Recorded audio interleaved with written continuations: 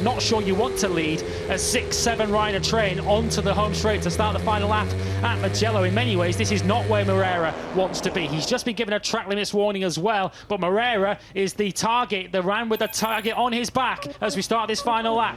So Moreira will lead then to start the final lap. The last 5 Grand Prix, Suzuki grass tracking again in that run down towards San Donato. Has it killed his speed? No, it hasn't. He's going to be inside the top 3 on the brakes.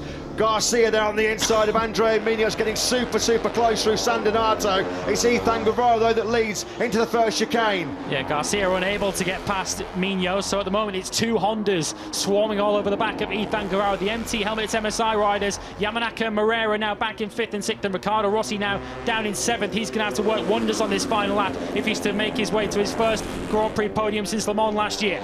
Big day this potentially for Ethan Guevara. If he does win this Italian Grand Prix, he'll go to within 11 points of his teammate Garcia in the championship and move up 2 places from 4th into 2nd place. Tatsuki Suzuki though, and Andrea Migni on those fast Hondas, maybe lining up some slipstream here coming out the final corner. What will Guevara's strategy be? What will his tactics be? He makes it through Arbiata 1 safely. He still leads here. Here comes Sergio Garcia, firing his gas machine up the inside of Migni at Arbiata 2. Brilliant move by Garcia. He's now up in the 3rd place, and now he's making a move on Suzuki. This has been a stunning last lap so far for Garcia. In successive corners, he takes Mino and Suzuki. We've seen on previous races this season, haven't we? We saw it at Jerez, we saw it in Argentina. Sergio Garcia just has an extra gear on the final lap of a Grand Prix. He's able to time these moves to perfection, and he is now in many ways exactly where you want to be. 2nd on the road with his teammate up ahead of him, punching a hole, a slipstream for him on the way out of this final corner. Just 1 corner now remains. Mino got Suzuki with an aggressive move going through beyond Detti 1. That was lovely done. Now here comes Sergio Garcia. Will he attack on the inside of the brakes at the final corner? He does. He gets up the inside of his teammate Ethan Guevara. It's gas versus gas, and now you've got to be full gas as they charge towards the finish line here in Mugello. Has Sergio Garcia timed this to absolute perfection?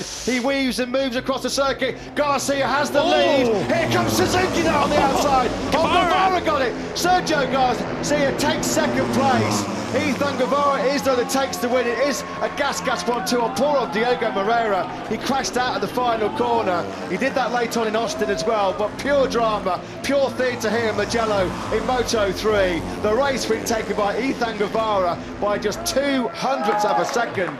Tatsuki Suzuki was 3rd, using the speed of the Leopard Honda on that last lap. Suzuki was just 0.03 of a second down. Andrea Migni had to settle the 4th. Ryusai Yamanaka, what a tribute to Jason DePasquier for him. Great job by the Japanese rider. Diogo Moreira then involved in an incident at the final corner. On the inside. Dear me. Boy, he lands heavily on that left wrist as well, doesn't he? Big crash there. He just squeezed the power on, didn't he, trying to get some drive out of the final corner. That's late hard take for Moreira, who's on the inside of Rossi. Rossi knew nothing about that at all. Watch this, on the power, loses the rear tyre, does Diogo Moreira. Rossi has to settle for 6th place. Ortola, Bartolini, Vitali and Fernandez were your top 10. But look at this. This was the crucial run to the line. Garcia did roll the dice. It got super close.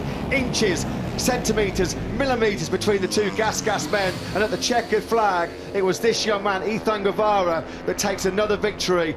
2nd victory now in the last 3 Grand Prix for Guevara. A crucial 25 points for him. How tight was that podium? 0.03 of a second covering the top 3 men. One of the closest podiums we've had in Grand Prix history. Incredible stuff.